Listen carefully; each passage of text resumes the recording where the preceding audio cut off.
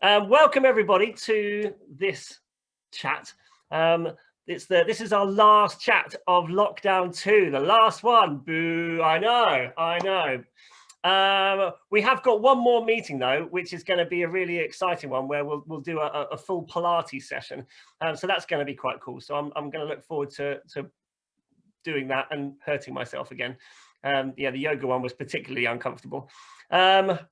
So yeah, we're looking forward to that. But this is our last chat, and we've saved the best till last. So we're being treated tonight by an international superstar, a young man who has travelled the globe from Bournemouth all the way around the world and back again, and works for a little tin pot circus called what are they called again? Oh yeah, Cirque du Soleil. So we're going to have a chat to him. His name's Harvey Donnelly, and he'll be with us in just a couple of seconds. But I am going to start off with a video, and I'm hoping that I've tinkered around with everything, that it all works as well as it can do. So here we go. I'm going to share my screen with you now, and we'll watch a little bit about Harvey.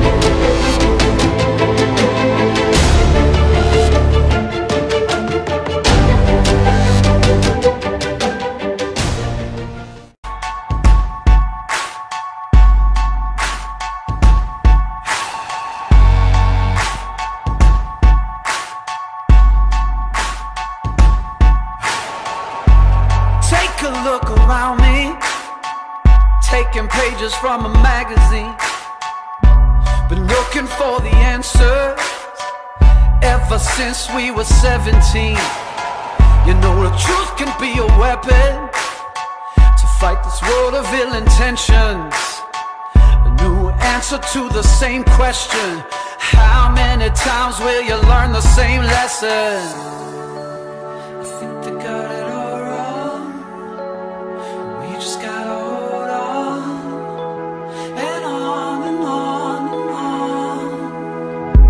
We're gonna be legends, gonna get their attention.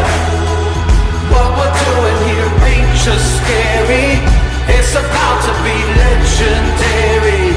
Yeah, we're gonna be legends, gonna teach them all a lesson. Got this feeling in our souls we carry, and it's about to be legendary. What we came for, and we couldn't want it anymore. Could never turn back now, got to leave it all on the floor. Been dreaming of the payoff, through the struggles and the trade-offs. Right into thin nail on the way up. Tell them the truth, but they think it's just made up. And I think they got it all wrong. Just gotta hold on, and on and on and on. 'Cause we're gonna be legends, gonna get their attention. What we're doing here ain't just scary, it's about to be legendary. Yeah, we're gonna be legends, gonna teach them all a lesson. Got this feeling in our souls we carry, it's about to be legendary. Eventually they're gonna know who's right. To make a stand you got to win the fight. Can't stand the heat and just stay out of light, or you might never make it out alive. You gotta live without a compromise. Let everybody hear your battle cry.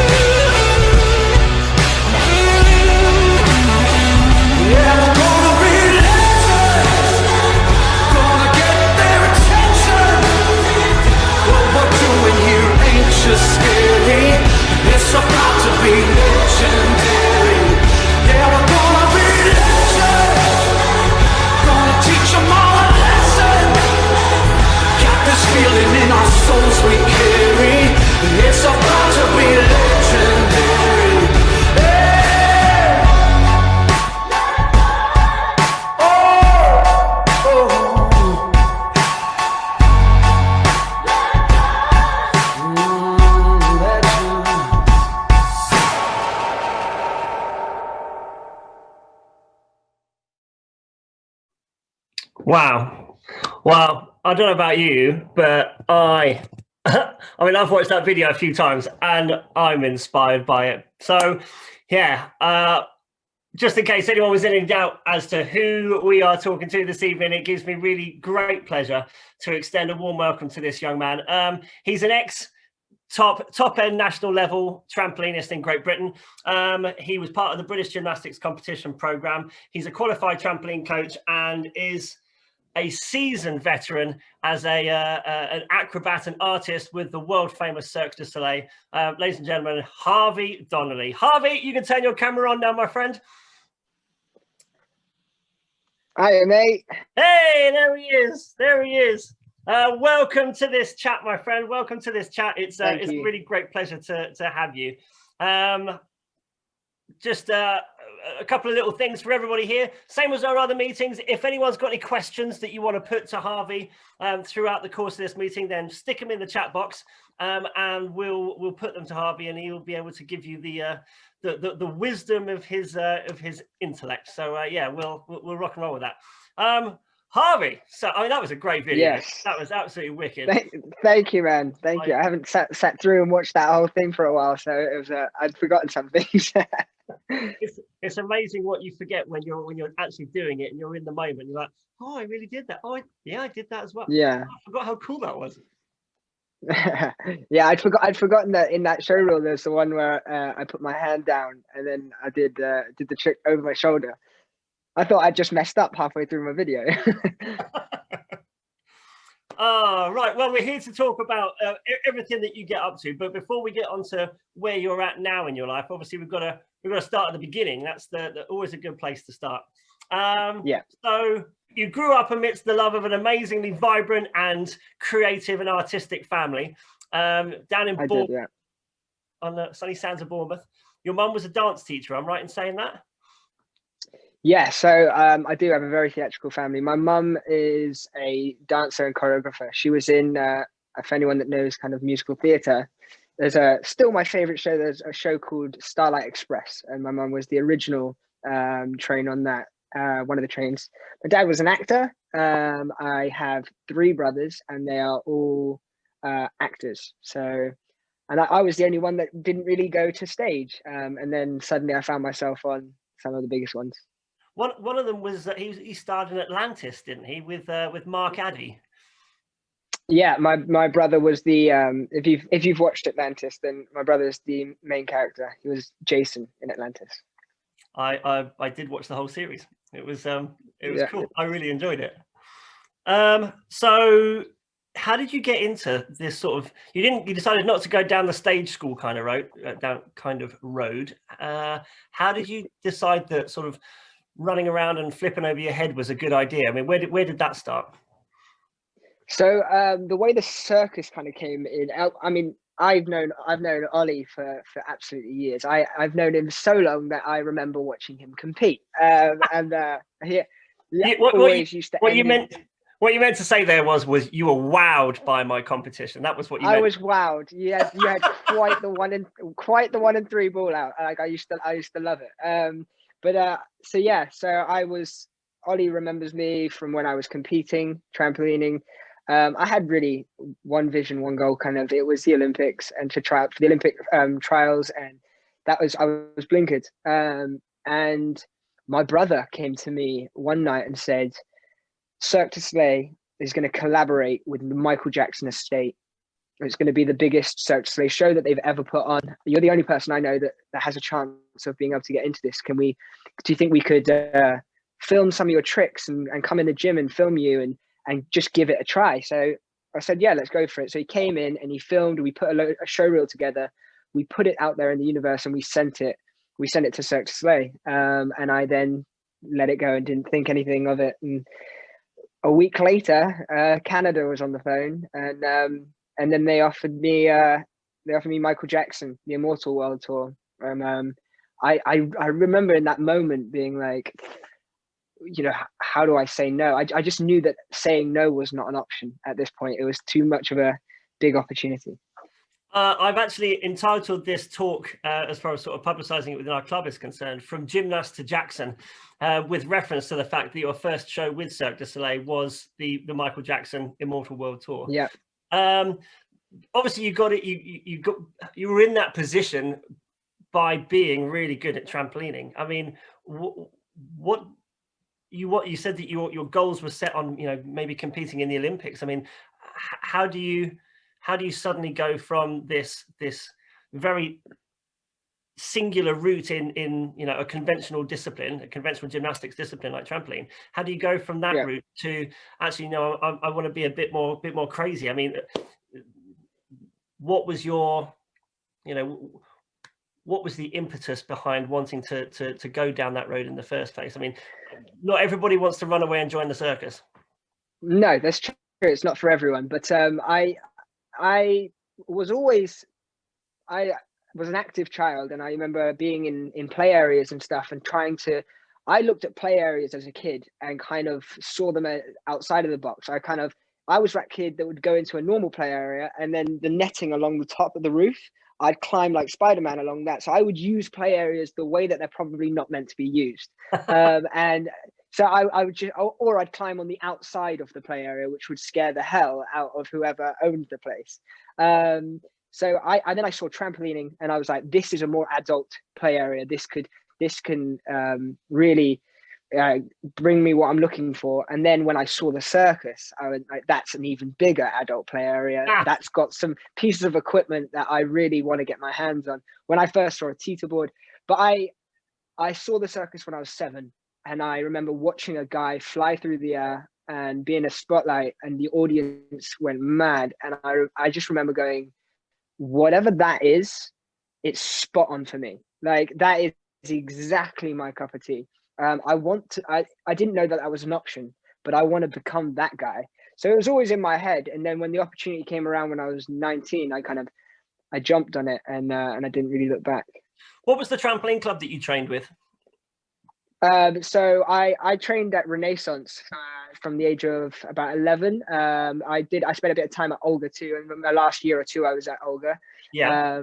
But as far as you talking about who was my coach and yeah, exactly. Yeah, who were your coaches and who sort of supported you on your development journey? So my coaches were Erica and Rob. They really built me. They taught me. Actually, I saw Erica just the other day, and she gave me so many life lessons that to do with training that I now even today I still use with my everyday thinking and motivation. But yeah, we'd be in the gym day in, day out, training, and I still use a lot of the stuff whenever I do tricks now. The only difference is I'm now 30 feet higher than I was maybe on a trampoline, but I still have to think. I still learning a 1 and 3. You go like, right, okay, so I'm going to pike. I'm going to come over the top of the wall. I'm going to lift my chest, and then I'm going to duck under. Okay, I do that now. But I get thrown off of a teeter board 40 feet in the air, and I'm still thinking of, right, come round, look at the wall, and over the top. So try to ignore the lights. Was it always about, I want to achieve the next grade. I want to achieve the next best score. I want to achieve the next podium at my level. I want to go up to the next level. I want to achieve national squad. I want to go to the Olympics. Was it always about those kind of steps, or was it actually more about what's the craziest trick that I can throw? How many more somersaults can I fit into this? How many more twists can I fit into this? How can I take the traditional route and smash it open and do something cool with it? What was the the way of thinking while you were training? Yeah, I mean, it was a little bit of that. I remember Erica once said to me, and this was stuck with me, and it kind of, even today, it still drives me forward. I remember learning to do like a triple. Like the first time learning a triple, it can be very scary. And Erica looked at me and said, it's fine. You can be scared. That's very normal. And you don't have to do this.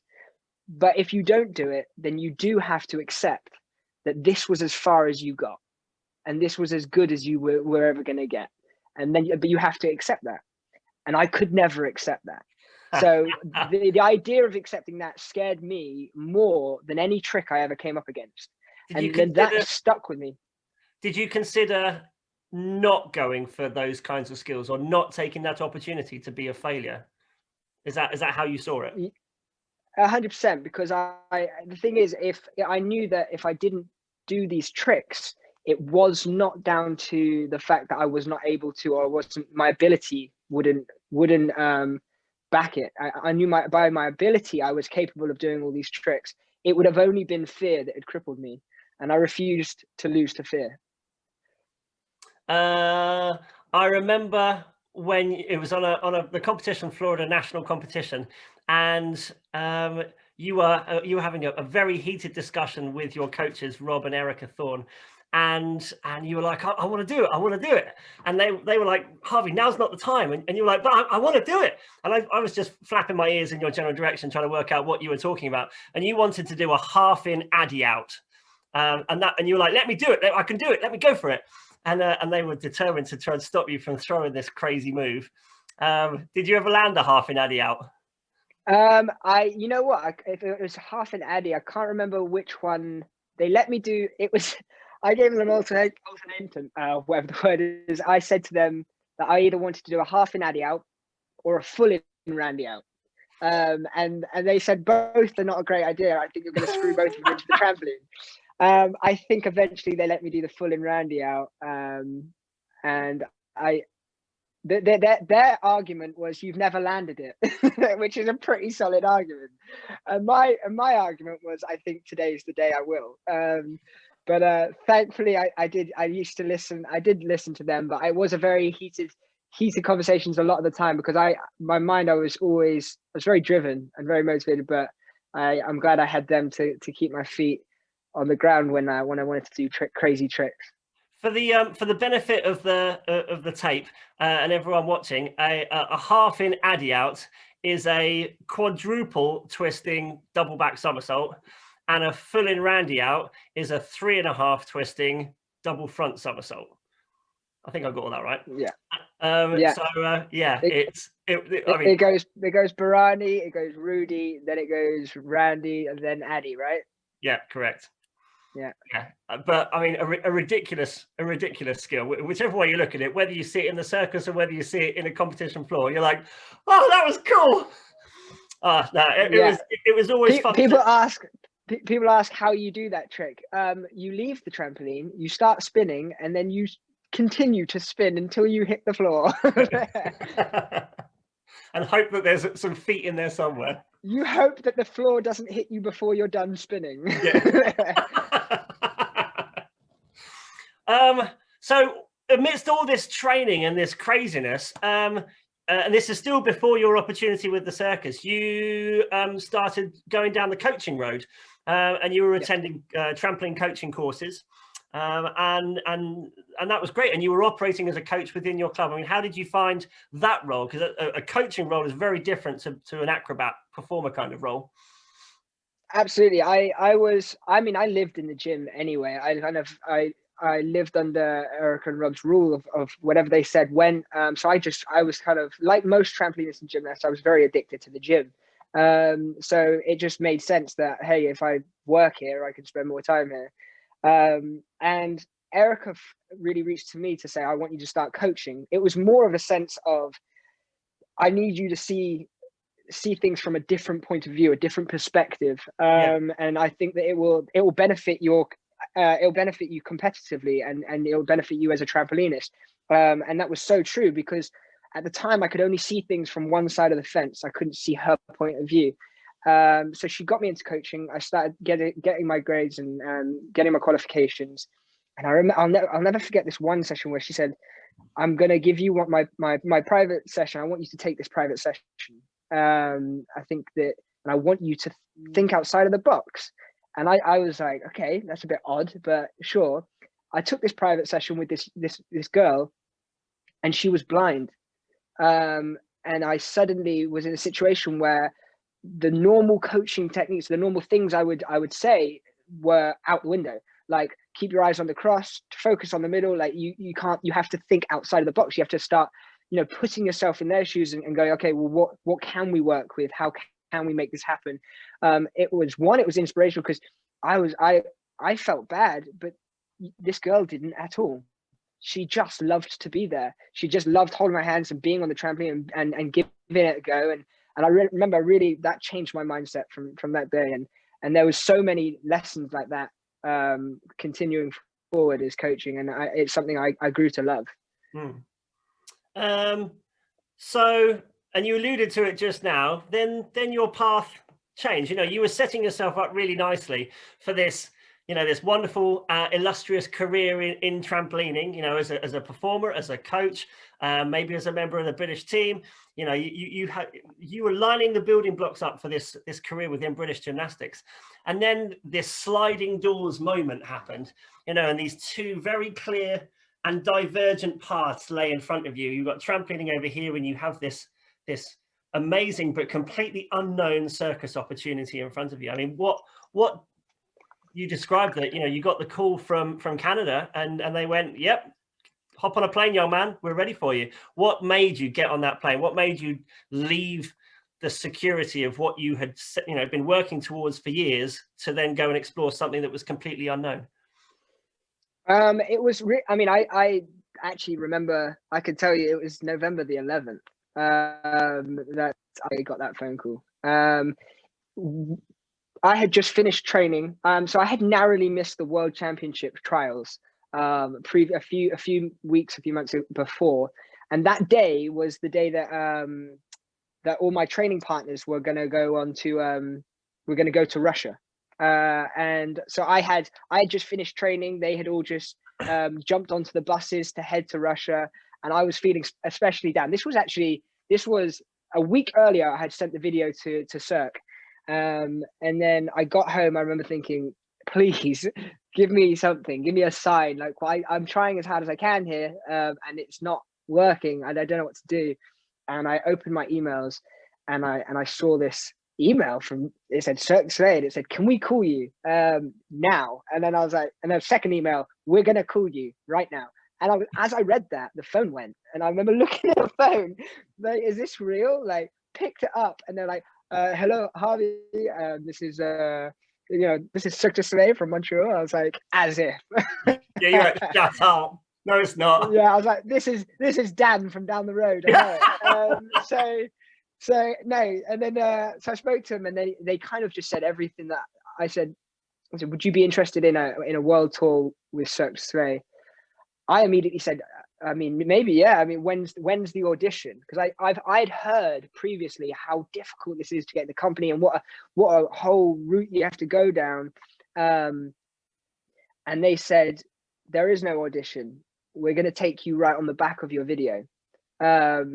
And I this time, wow, I definitely thought it was Dan from down the road. But then at this point, but then I remember them saying that, and I was like, this is crazy. I said, for what show? And they said, Michael Jackson. Now that was the show that I made the video for. So the fact that all just lined up, that they even wanted me for that specific show. Wow. And then they asked me, do you want to accept the contract? It was more, I didn't want to let go of trampolining, but I couldn't imagine a world in where I said no.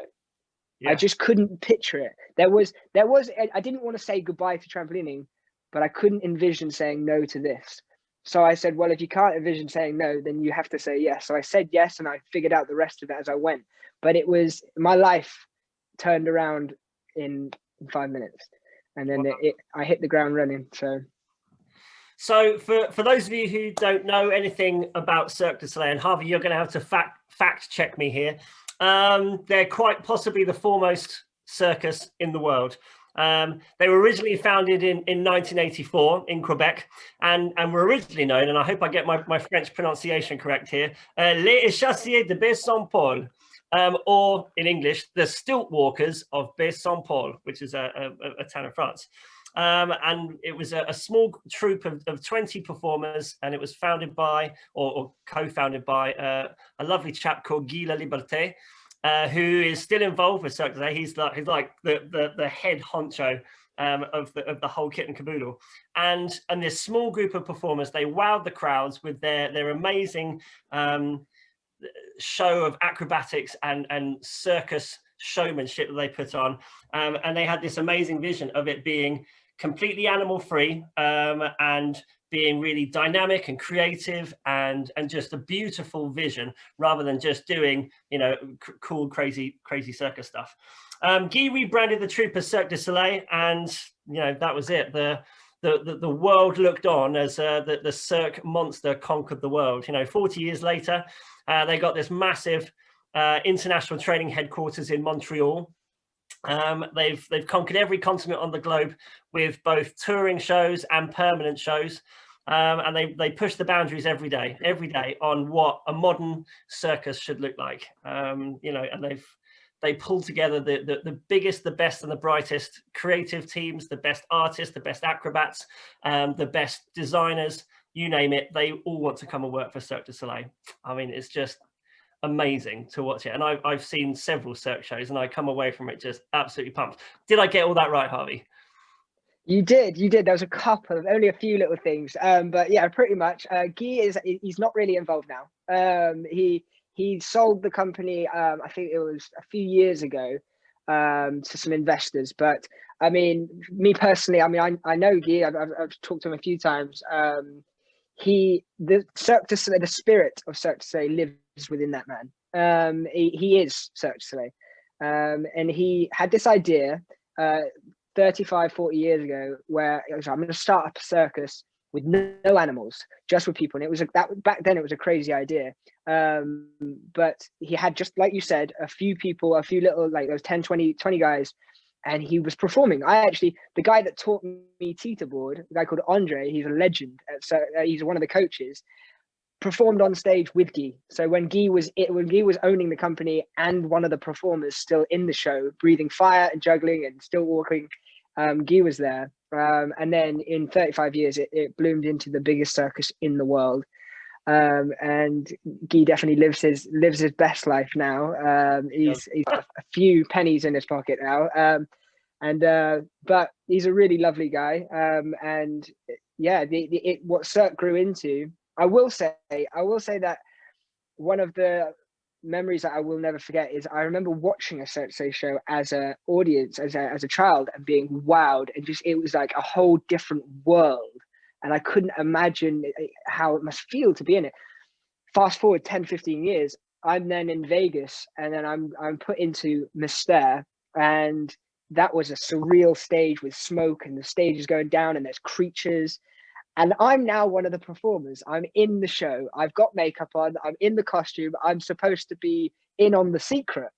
And I'm stood on the stage. And just to mess with me, one of the other acrobats with huge stilts as a beast comes walking over my head. I almost fell over, Ollie.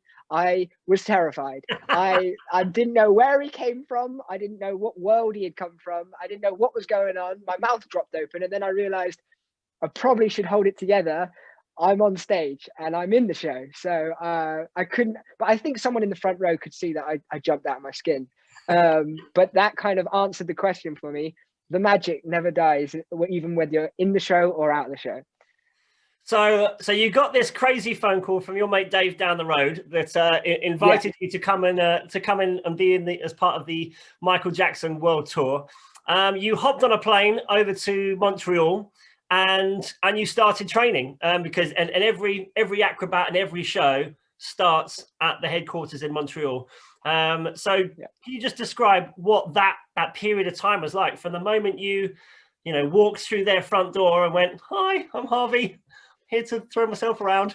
I'm Harvey from Renaissance. Do you know Erica as well?" Yeah, you know what? Funny story. There's some guys that don't let me live this down. All I had known was trampolining. I'd known nothing else. I was like a robot for trampolining. Next thing you know, I'm in Cirque du Soleil and my world's been just flipped up.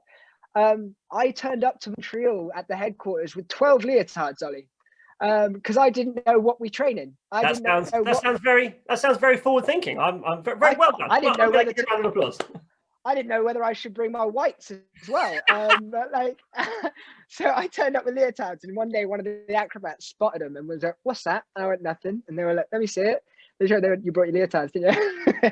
But it was surreal. No, it was that when I first turned up, like I said, I didn't know anything, and it just Cirque du Soleil. When you get there, what you have is you have the headquarters on one side of the street, and then you have the residence where everyone sleeps and lives on the other side of the street.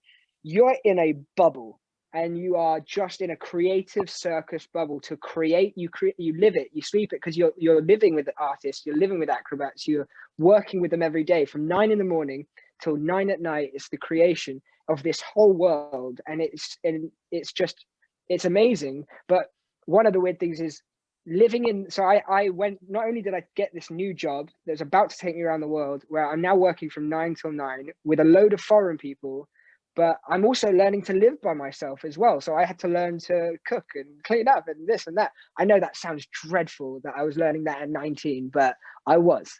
And I tell you what, walking around the residence, and you see a circus residence is exactly what you think it would be like. I tell you, it is. Yeah, but clowns aren't walking around. Clowns are walking around. All right, there are people juggling while they're waiting for their washing to be done. There's a contortionist stretching next to the oven because her pizza's in the oven. It is very like that. And you walk around the residence, and you do kind of think, I'm in the X-Men house here. I'm walking around. I don't, you walk around, you see a big guy, you go, what's your superpower? And then you see a girl, and you're like, singer? Or she shoots arrows from her feet. I don't know. So you never really know what anyone can do. And then you go into the residence, the headquarters the next day, and you suddenly see this person bent up and twisted and tied in a knot in 7. I'm like, contortionist, got it. So it's just a very weird experience, but one that was amazing. You used the words "hit the ground running" earlier on. I've got some kind of idea of what the training regime for new acrobats that come into the troupe and for new shows when they get up and running. Do you want to tell us just about those first few weeks of you coming up to speed with what your role was going to be in the MJ tour? Well, okay. I had a few different experiences. I've been to Montreal to learn and to create about 3 or 4 times for 3 or 4 different projects. The very first one, it was very secretive. It was Michael Jackson, but it was because it had the estate. Everything we did was kept under a secret. Like no one even from the headquarters could kind of walk in to see what we were doing. So that training was like learning.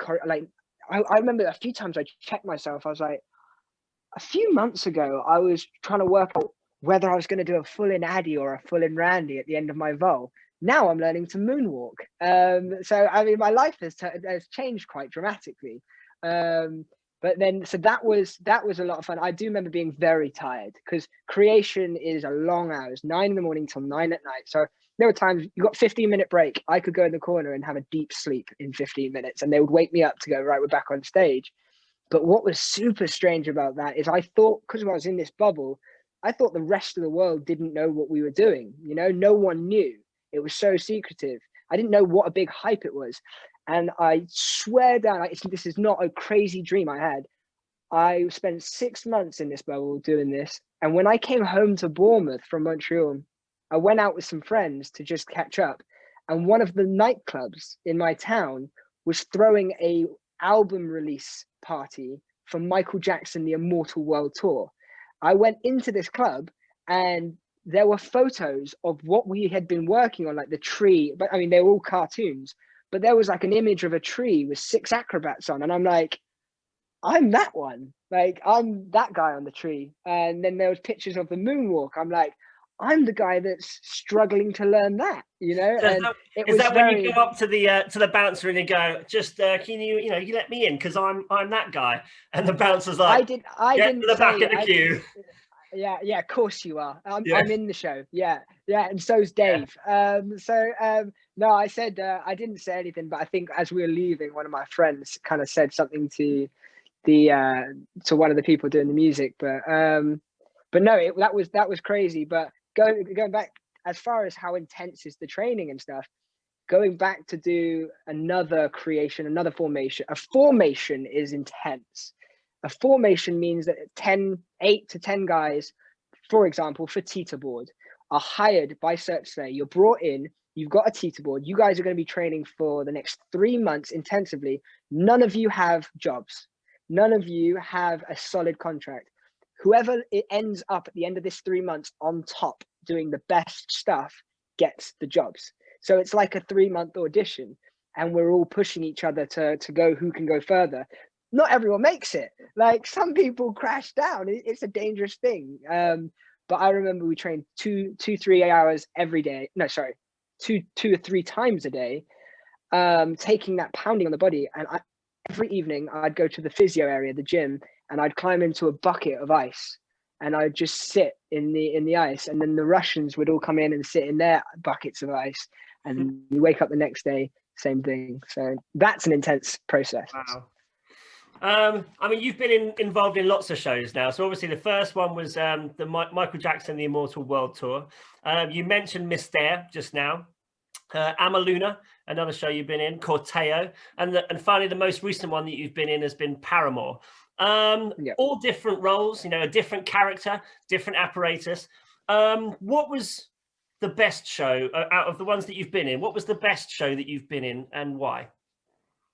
So a different, obviously, I've been fortunate enough to do what we consider in the circus is all 3 tiers. So I've experienced resident shows. So a resident Cirque du Soleil show is a show that doesn't move. It stays in one spot in one theater.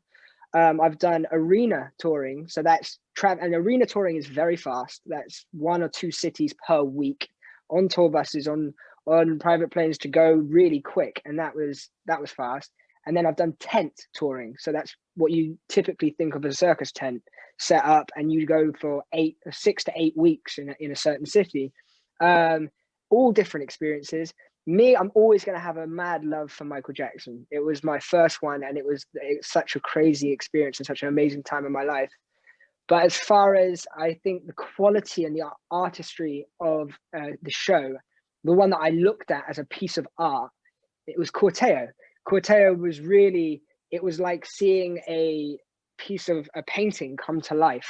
The way that was set up was a stage ran straight through the middle of the audience, and then there was a round circle stage in the middle. So if you look to my right, we had 5,000 people. You look to the left, you had 5,000 people. If I looked to the either side of the stage, you had half the cast and half the other cast. So you were surrounded. It was like being in the Colosseum, and the lights, and it was just beautiful. Yeah. I remember seeing it 5 years before I was in the show and being really blown away, and then I was in it, and then it was just as beautiful.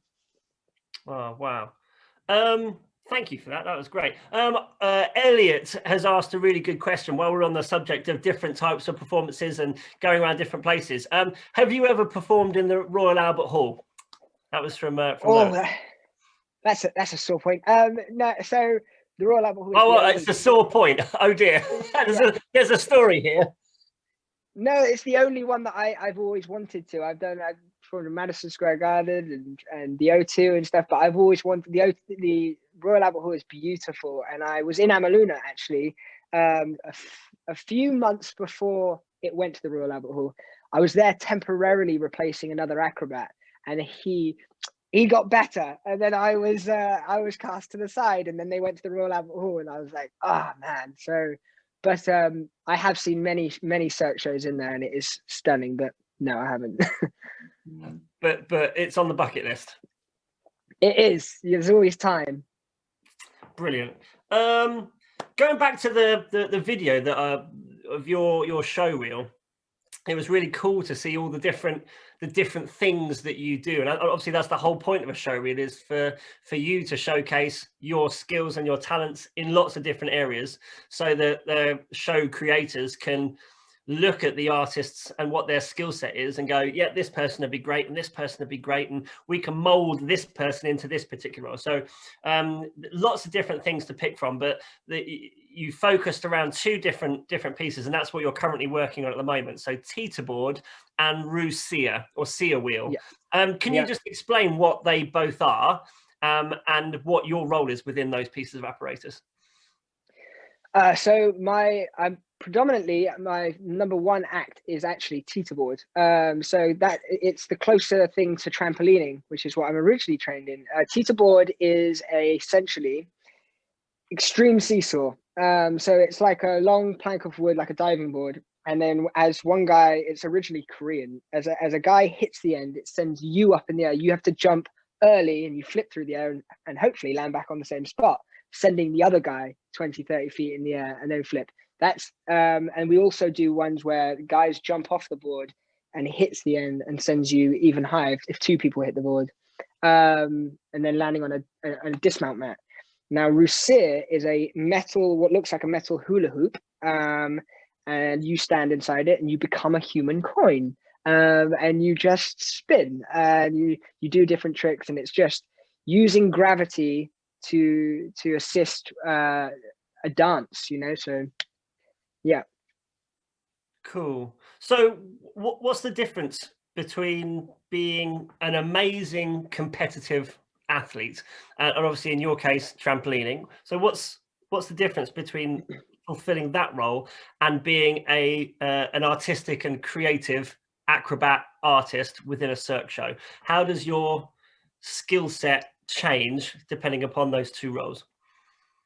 So when I was competing trampolining, it was about what is the hardest trick I can do and how well can I do it, and let's get the best.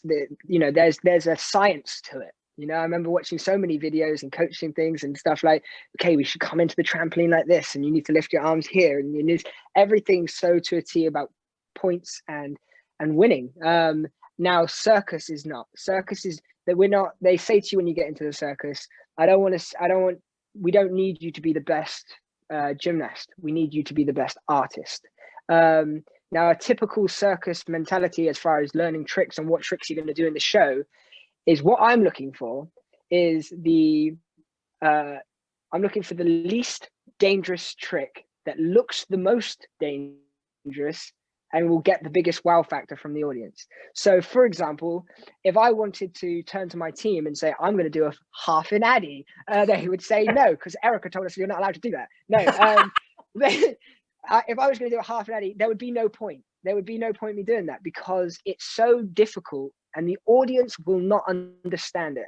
They don't get how many twists were done. But if I do a double layout, a double back straight, and I just kick my legs like this, now technically it's an easier trick, but the audience will go crazy. So some of the tricks I do on teeter-ball, which the audience loves, which is so much easier than the multiple twisting, is another one, Coca-Cola. It's a double back somersault, and halfway through you open up as wide as you can, and the audience thinks you've opened up too soon, and then you come back in at the last minute to land on your feet. Audience loves it. I'm going to share my screen really quickly again. So there's a video that that you sent me, and I'll if it's okay, I'll call it "Kill the Man." We'll call it that. Let's call it that. Yeah, we'll call it that. There is another word that you use, but it's unrepeatable for family telly. But we'll watch this one. So just talking about you know, really amazing show-stopping moves.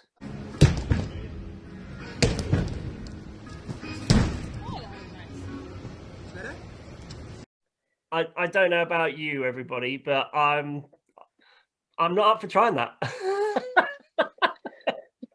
You say it's dangerous. It depends who you're asking. Are you asking the person on the floor or the guy flying? Because it's pretty scary for the guy lying down. But we used to rotate actually. That the track in Corsair. So everyone had to do that trick where you fly and land on top, and everyone had to be the guy lying down. The guy that really controls how dangerous that trick is the guy on the floor. He's the one pushing the trick, so he controls how high I go, and then as I'm flying through the air, I'm going to open my legs so wide, and it's his job to weigh up where I am and to center himself so that when he falls, I go dead in the middle. If he gets that wrong, it's him that gets hurt. But that trick used to that was a massive one for the audience. They used to scream. So we used to push it and go higher and higher every night. And also open our legs really late just to really scare the guy on the floor. And I suppose his job is not to flinch. You move, you get hurt. He's got to weigh it up of where to go and where to sign up. But I mean, if I don't open my legs, there's not a lot he can do. So you know, you hope that the guy flying through the air remembers. Oh yeah, I'm supposed to be opening my legs here. Harley's asked, have you broken any bones? Touch wood, no, I haven't, but I've definitely, I think I'm like a cat. I've had a few near misses for sure. The two ones we don't really talk too much about injuries and stuff, and things never go wrong at Cirque du Soleil because we never go wrong. But no, I've had a few close encounters. But I think Ollie has a video of one of those encounters. This I'll explain a little bit before you show this video. This one, a friend of mine, a guy called Joe McAdam. Ollie will remember him. He was a trampolinist. He got into teeterboard, what I do, and he changed the game. He was always spatially very aware and always incredible at what he did. Yeah, but he found himself on teeterboard more than he ever did on trampoline. And what he did is he came into the teeterboard community and he did every trick that every teeterboard artist was doing with ease, and then got bored, and then was like, what next? Where do I go from here? And decided, I'm going to take all of the tricks that guys are doing as dismounts onto the big mat, and I'm going to learn how to do it back onto the board. So he was the first one to really start doing triple somersaults off of a plank of wood and landing back on that same spot. So he changed the game for everyone. So then I started pushing triples as well. So started to try and learn things like triple back piked from the board and land back on that small few inches. Sometimes it goes wrong. And this one, I think I pulled my shoulders back a little bit too much. Somebody shouted back, so I knew I had to put my feet forward, but I adjusted as if I was doing a double back piked, and didn't realize I was spinning so fast that I had mistimed where my feet were, and I ended up landing flat on my back.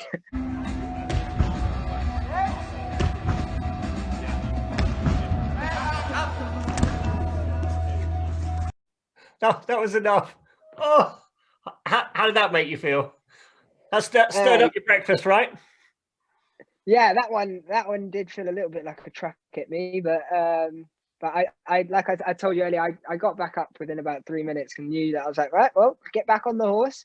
Once I can see where the horse is, I'll get back on it.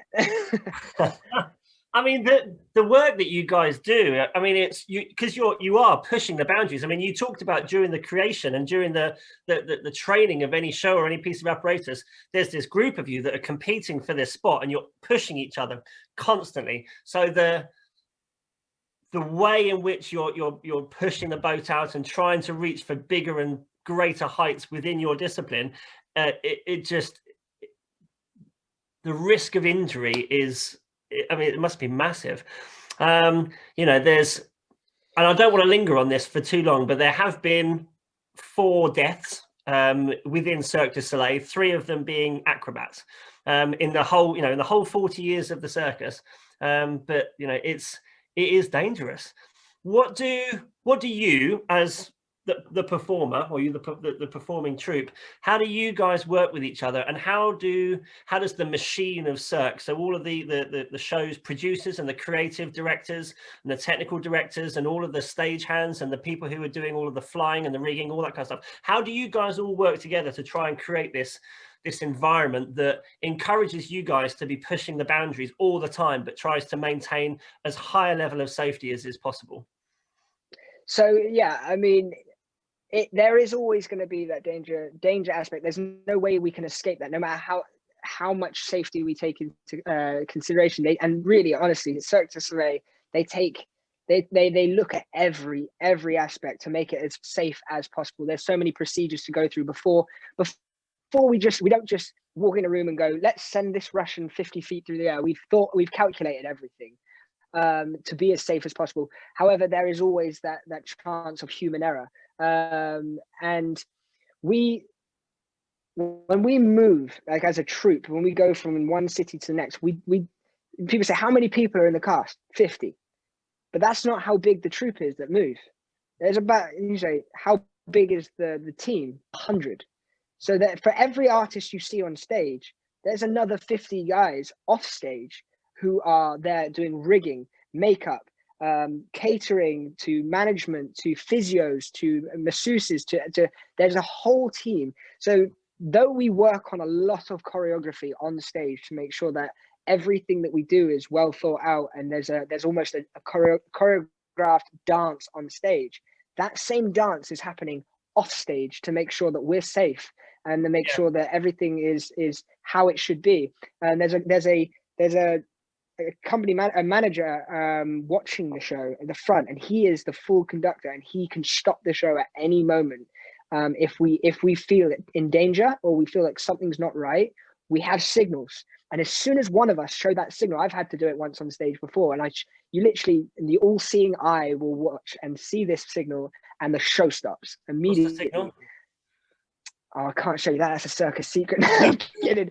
It's this. Just you throw up an X. That means so as an acrobat, we do take massive hits, and sometimes things do go wrong, but we are trained to take those hits.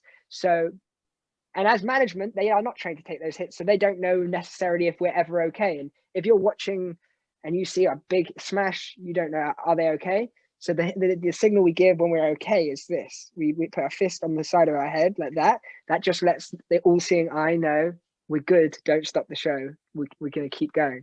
Me, I've landed on my head and got up dizzy as anything and been like, I'm good. and they've even been like, are you sure? You did this to the back of the stage. But yeah, so, but no, it is really good. What I will say about when you watch, as far as things going wrong, I think there's this idea, this fear behind things going wrong, and I don't think there should be, because when people see some of the tricks that I do and you see it performed brilliantly, sometimes I'm asked, are you not scared of it going wrong? And I say no, not really this, but what I really want to say is, why would I be scared of it going wrong? It went wrong 100 times for me to get here. It's already gone wrong. I already failed so many times. I've already messed this trick up so many. I've landed and crashed and it didn't look graceful and it looked like a bad idea 100 times for me to get here. Don't be scared of things going wrong. I train to crash just as much as I train to land on my feet. I'm not fearful of how far I can fall. I'm fearful of never knowing how high I can jump. That's what really scares me. That's amazing. So if you can take that and transfer that mentality into just about any situation in your life, I think that's a pretty good mantra to live by. You know, you've practiced and you've failed, and don't be scared to fulfill your maximum potential. Don't be scared of failing again. Just push as hard as you can. I think that's a fantastic mentality. Exactly. And then this is why I wanted, this is like with my Rousseau, I don't know if you've been watching so much on my Instagram and my Facebook. I knew I was passionate about Rousseau. I knew I was going to try and get good at it. And I decided I'm not going to train this, get really good, and then show the world that I'm good, because you've missed out this whole story. You've missed out the whole honest truth of it all. I said, if I'm going to learn this, I'm going to learn it in front of everyone, and I'm going to show everything and show the truth. So I decided to take a video of me on a Rousseau on my very first day and post it and go, yep, this is me and I'm dreadful.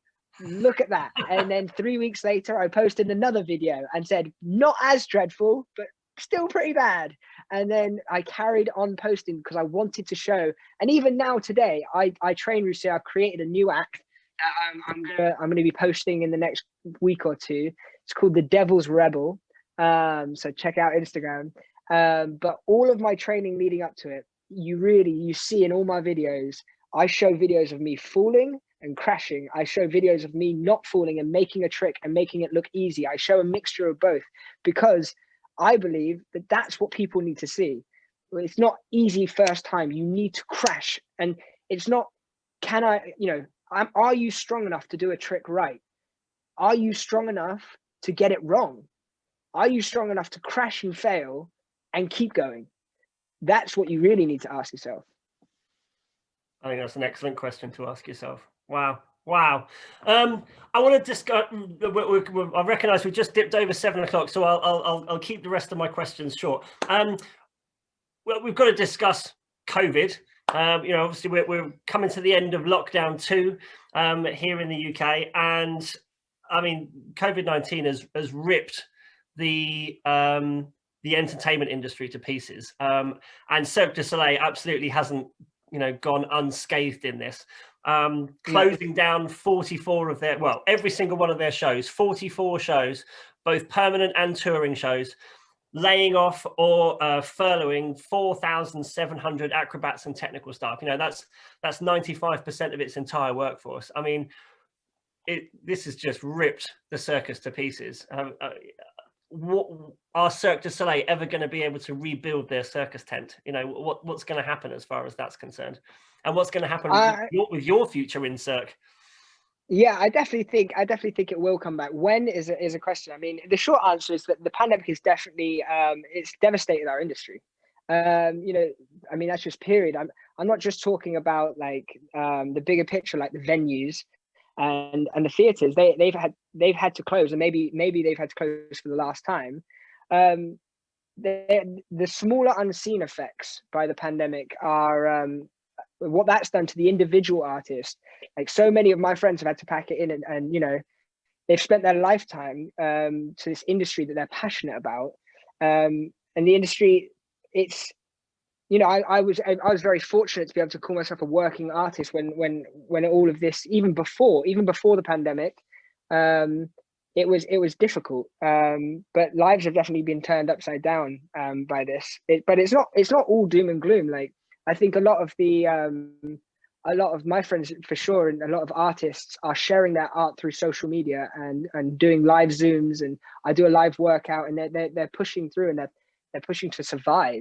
But I think there will be a revolution coming to our industry out of the necessity to survive. Because I think we'll have to adapt, and we'll have to thrive, because that's just what we do. But I believe when it comes to, the thing is, we're literally waiting for the government to say send on the clowns, is from my point of view. But I think that saying that live entertainment is not a necessity is like saying that breathing is not a necessity. It's you know, we're human. I think that live entertainment, it feeds the emotion that society so desperately craves, and I think it's more necessary now more than ever, because we need that human we're going to need, when we come back, we're going to need that human connection, we're going to need that emotion, otherwise we just become robots. Yeah, I think that's what Cirque does just so magnificently, that the ability within the same, you know, 2-hour show, for the ability to be able to create joyous and rapturous laughter, and to bring a whole audience to its knees, you know, sobbing. The theatre of a Cirque show has always just absolutely amazed me, and it's certainly something that I'm looking forward to watching again. Talking of, you know, shows that I've watched, I mean, I've seen several of them. I mean, I've been to see Saltimbanco, and I've seen Varekai. I love the Icarian Games in Varekai. If you don't know what, that's what I was going to send you. I've done that, and I was meant to send you a video. Yeah. That's great. That hurts your butt though. If you don't know what Icarian Games is, if you can imagine somebody laying on their back with their legs up in the air, and then quite literally juggling another human being on their feet, and this human being is somersaulting and twisting, and they somersault and land feet to feet, and then they do a double back somersault. It is amazing. Icarian Games is absolutely amazing. I'll still send you the video after. I'd appreciate that. I love the teeterboard stuff, you know, that you're doing and have done in Corteo, but far and away, absolutely far and away, my ultimate favorite, and maybe it's just because I'm a complete trampoline geek, I love the tramp wall, the trampoline wall, and the fast track section out of Lanuba. Lanuba is based in their they've got a permanent facility down in Walt Disney Resort in Florida, and I went and saw it when I was there on holiday. Oh my goodness, the trampolines were coming down out of the ceiling, on cables, and I was quite literally jumping up and down in my seat. I can already see how excited and you the are. man that was sat next to me thought I was having a fit and was kind of doing this. He was like, "Oh, it sounds all right, easy, Tiger." So I'm just going to share this is my last share. I'm going to share my favorite clip of that show.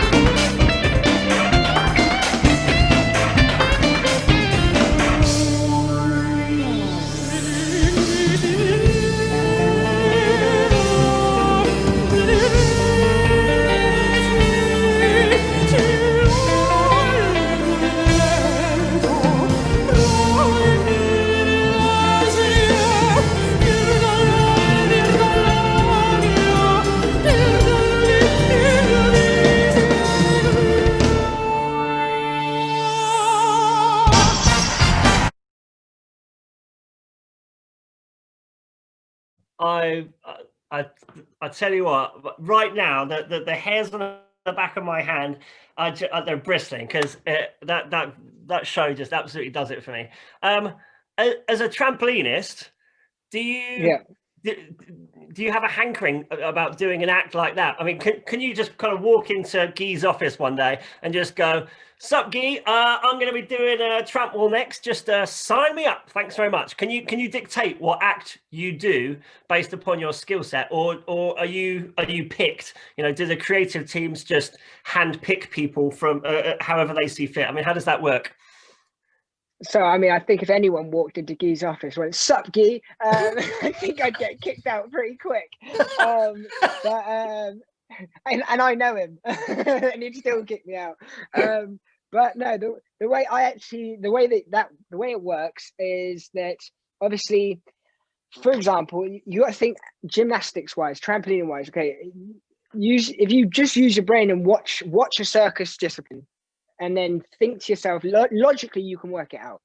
Like if you go to a show and you see Lanuba, you see that, okay, you see the tramp wall guys and the tumblers. What disciplines do you think you're going to need to know how to do in the gymnastics world? Probably tumbling, and probably some idea of trampolining. So what you would do is you would film yourself tumbling and doing trampolining and put that mixture together and try and recreate what you see in these videos, send it to Cirque, and then also write to them your ideas of, this is something I would love to look at. Even from inside of the company, even when I'm in a show, I'm like in a Cirque show, doing my thing, I can still contact casting and say, "Hey, for my next one, I would love to look at doing this. And they would, if they haven't got the video footage of what they need to see, like if, for example, for my job, I do trampoline, I do reserve, but if I suddenly said, "I'd love to be one of the high bar guys on Totem," they'd be like, "All right, can you do high bar?" Like they would want to see footage of me on a high bar before they put me towards that show. But you, being in the circus world, you tend to bump shoulders with the guys that know exactly what they're doing. So I might train on teeter board, and then in breaks or backstage, I'll speak to, a juggler and say, "Can you teach me that?" And they will, and they'll be like, "Can you teach me to jump on teeter board?" I said, "Yeah, I will." And you kind of share your knowledge. It's a circus family, so you tend to learn other skills as you go. If that kind of answers your question, and then you can see things in the circus and be like, "That's awesome, I want to do that," like tramp wall. I want to do tramp wall. There you go. That's my circus discipline. You know what? I don't think I'm good enough. My word now. I will. What I'll do is I'll come down to Texas, and I'll show you a couple of easy tramp wall tricks that you could learn right off the bat. Boom! Your invitation is cordially accepted. Anytime, Great. my friend. Anytime.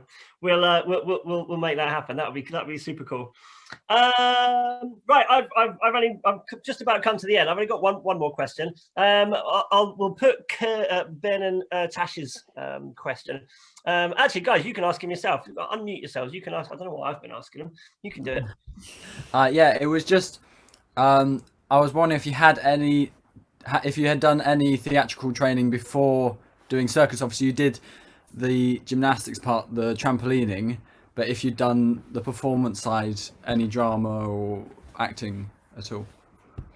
Yeah. No, so I mean, my mum and dad and my brothers are all very theatrical, but when I went into Cirque, I hadn't, and I was nervous about that. I was like, well, what am I, how am I going to transition from this? What do I do when I go on stage? Do I present, to the audience? Because honestly, I would have run out there on my leotard and just presented to the audience and gone, "This is what I'm used to." You should have put a different spin on it, Harvey, and worn all 12 leotards all at the same time. It would have been short lived. I would have gone out, presented, and done 4 tricks and fallen off the back of the mat like I usually did. No. So Cirque du Soleil, they think of everything. They transition you. It's like they mold you. So when you go out to headquarters, when you join the Cirque du Soleil, your daily job, your daily work is scheduled like this. You go, right, I've got to be in at 9 o'clock in the morning, and I've got to do visas and paperwork stuff.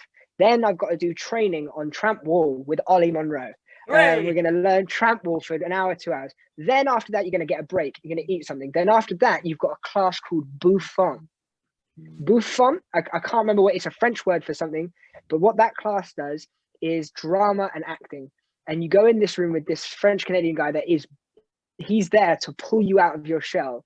So he'll make you be a creature and you'll have to do all this acting and it's there to pull you out of your comfort zone so that you understand that when you go on stage, Harvey's not going on stage. I stay off stage. Who goes on is a performer, and I am behind the makeup, behind the costume, and I create this whole alter ego that go on, and you learn that out in the circus. I hope that answers the question. Brilliant. Thanks, Harvey. Finally, for me then, what is next? So you've been in all these amazing shows. Let's just ignore COVID and the effects that's having on the world right now. Let's just, the vaccine is well on its way. Hooray! And the world is going to pull itself back together again, and we can press the go button again. So let's take us to that point. What's next? What have you got scheduled on the cards, and what are your aspirations to achieve in the next, 1 year, 2 years, 5 years, 10 years? Where are you going? So I've been really, what's been great about the pandemic is for me as far as planning, I started learning Rusir because learning Rusir intensively and creating an act on Rusir was always my B plan.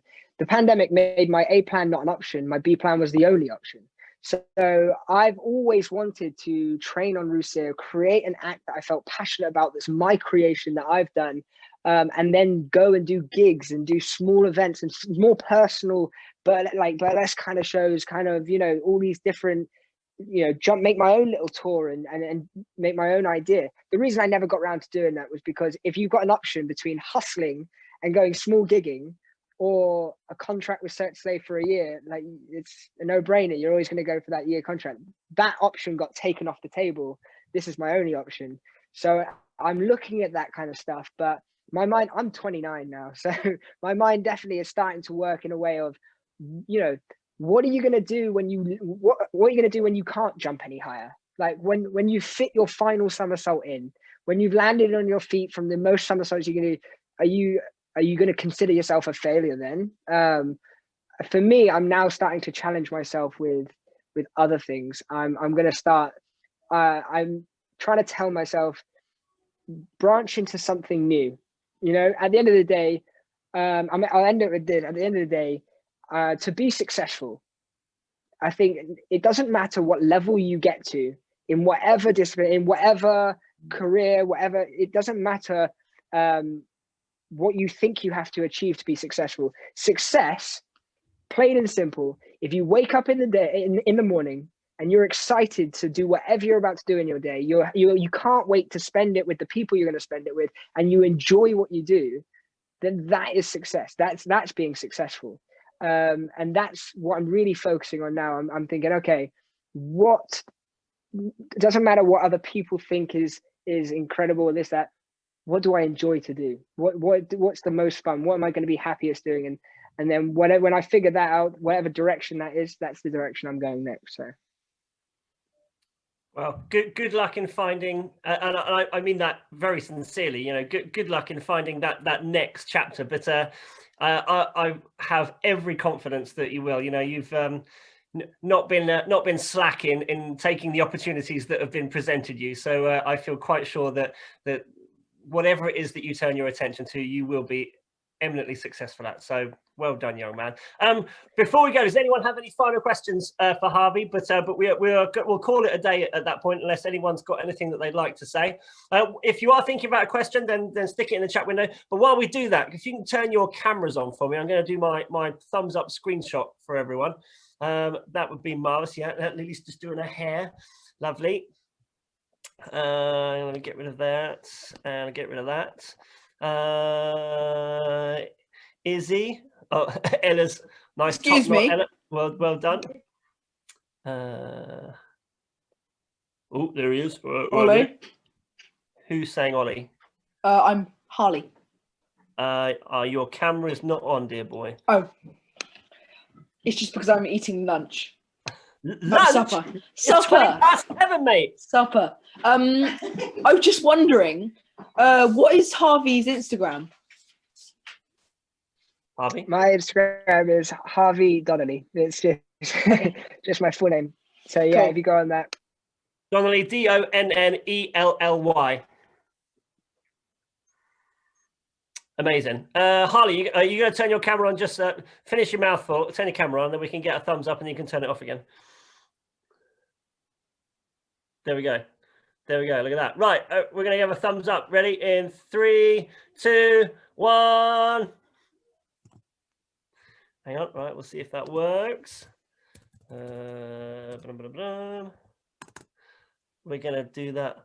Lidstones. Well done, you guys. But you've got your thumbs up right in front of your face. This is not going to work. So we're going to try that one again. Ready? 3, 2, 1. Go, go, go. Okay. Brilliant.